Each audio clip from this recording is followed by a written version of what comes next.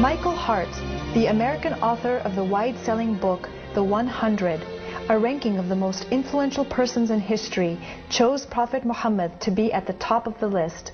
He said, "My choice of Muhammad to lead the list of the world's most influential persons may surprise some readers and may be questioned by others.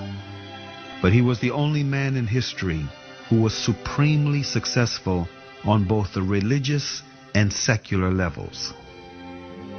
It is this unparalleled combination of secular and religious influence which I feel entitles Muhammad to be considered the most influential single figure in human history."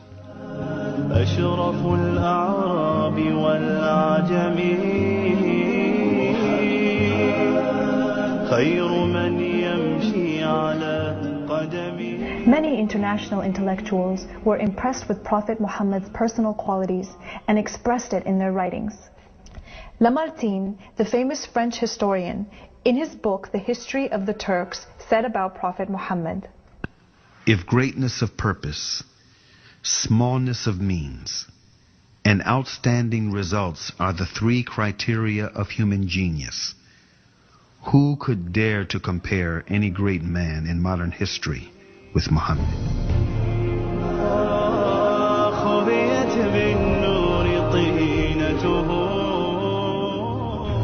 Mahatma Gandhi, the spiritual leader of the Indian independence movement and the pioneer of resistance through mass civil disobedience, said about Prophet Muhammad, peace be upon him, "I became more than convinced that it was not the sword that won a place for Islam in those days in the scheme of life.